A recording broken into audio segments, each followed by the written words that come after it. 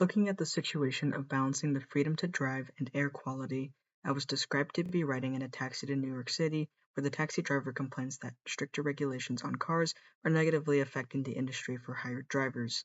These regulations were placed to counter traffic congestion in the city after noticing that the average speed of a car in Manhattan is lower than the national average, with speeds under 25 miles per hour producing more pollution that negatively impacts air quality. Two plans of combating traffic congestion are proposed: the NYC Transit Authority Fast Forward Plan, which will seek to improve networks of public transportation over a 10-year time period, and the second plan, which will enforce congestion pricing to discourage unnecessary driving in areas with tolls. An advantage of a mass transit upgrade is that it would encourage the use of public transportation by a larger population of people by making it more accessible and reliable. In comparison to private transportation, public transportation produces a much smaller amount of air pollution. According to the CDC, for every passenger mile traveled, public transportation produces only a fraction of the harmful pollution of private vehicles, only 5% as much carbon monoxide, less than 8% as much volatile organic compounds, and nearly half as much carbon dioxide and nitrogen oxides.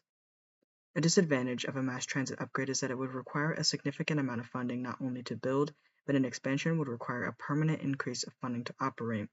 Furthermore, by the time the upgrade has been completed, there will have been years of additional pollution that have gone unregulated, which may have already caused irreversible damage to the surrounding environment.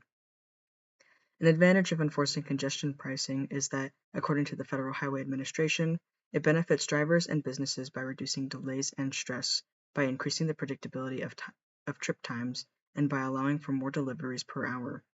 Additionally, congestion pricing would increase the reliability of mass transit without funding an expansion of the networks, therefore preventing tax increases.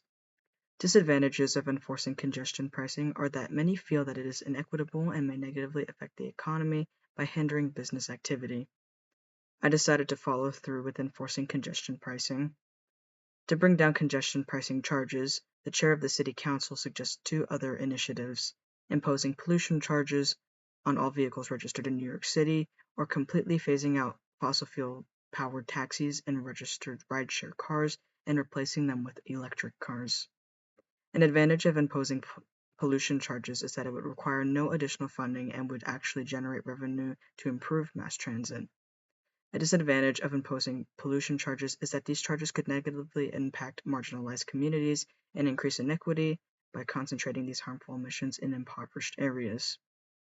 An advantage of phasing out fossil fuel powered taxis is that, according to Berkeley Lab, using models they built and data from more than 10 million taxi trips in New York City, they found that shared automatic electric vehicles could get the job done at a lower cost by an order of magnitude than present-day taxis, while also reducing greenhouse gas emissions and energy consumption.